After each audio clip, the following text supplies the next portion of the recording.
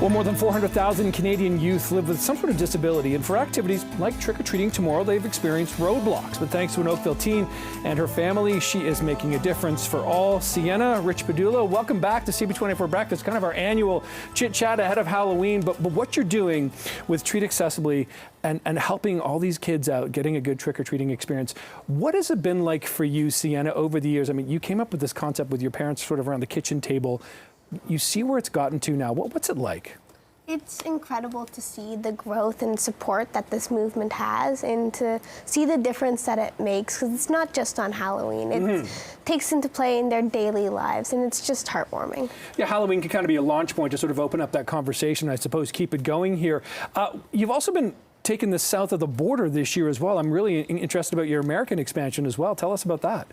Well, a RE/MAX agent in the States reached out to my dad about doing a Treat Accessibly village in Michigan for a little girl called Annie that lives in his neighborhood, and we decided that we should expand. We should go to the States, and my dad drove down during Canadian Thanksgiving, and we hosted their first U.S. village. Right on.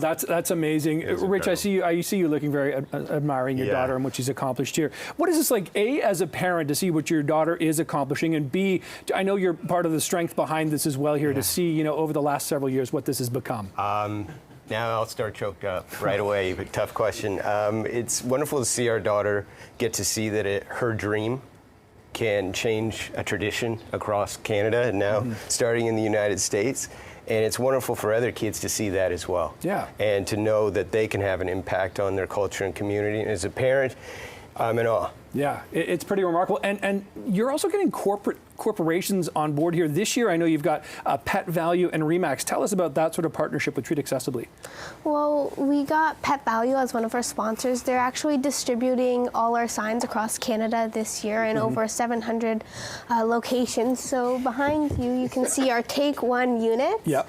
Our free lawn signs are going to be distributed in any Pet Valu, and we encourage you to take one. And so if someone sees a sign like this, the idea behind putting these signs up, maybe we should explain that. I should have perhaps asked that for people less familiar, because I've been talking to you guys for years here. What does it mean? What do these signs mean, and what are you trying to help people encourage?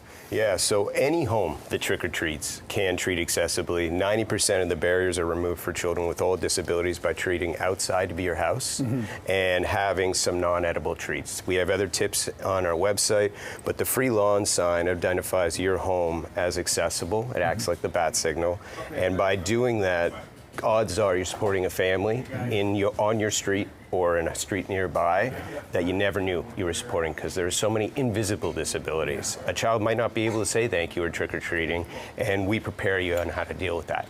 And not that this shouldn't happen every year, but let's be realistic here. Tomorrow, it's going to be 23 degrees. It's going to be a warm night. So taking a table out to the end of your driveway, you're not going to be shivering under a blanket handing out candy. You can do that. It's ideas like that, isn't it? Taking the steps out of the way, taking the steepness of a driveway. That's kind of the concept, isn't it? And the community vibe that occurs ripples far beyond Halloween. We have become best friends with neighbors that we only met on Halloween night, treating beside them. And this is national. It's happening from British Columbia to Halifax. So everybody is then part of that community on that night. We have something more in common than just being Canadian. Yeah, it's amazing. And let's talk about that too, Sienna, because not only have you gone south of the border, but you've expanded this into other parts of Canada. What's the reception been like when you've sort of hit the road with this?